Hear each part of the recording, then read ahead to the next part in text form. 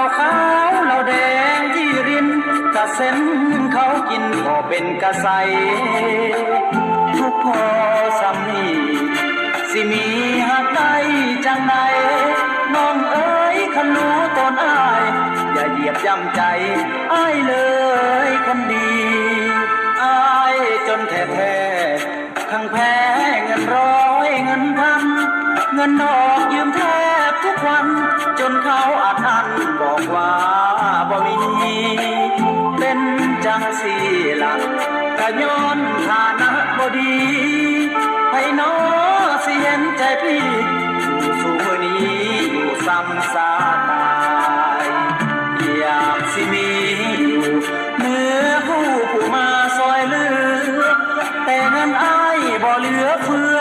ยามสาวนั้นเบื่อยันเขาหนีไกล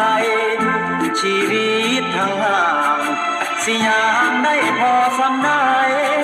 ละเอ้ยอ้ายก็จำใจอยากฝากรักไปกลั้นใจเพราะจนอ้ายจนแท้ลาไรนากะบ่มีทำรับจ้างเขากินงานค่ำจากเช้ายันค่ำหน้าดำจำทนเฮ็ดจังได้กะอ้ายนั้นเกิดมาจนน้องเอ๋ยอยากมีรถยนต์แต่หนีบ่พ้นชีวิตทางหา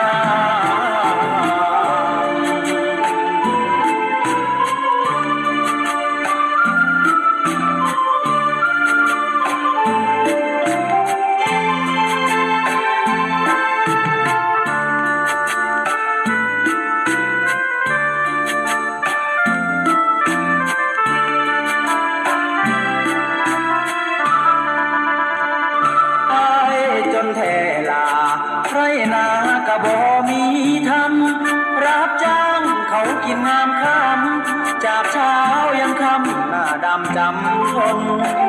เฮ็ดจังได้กะอ้ายนั้นเกิดมาจนน้องเอ๋ยอยากมีรถยนต์แต่หนีบ่พ้น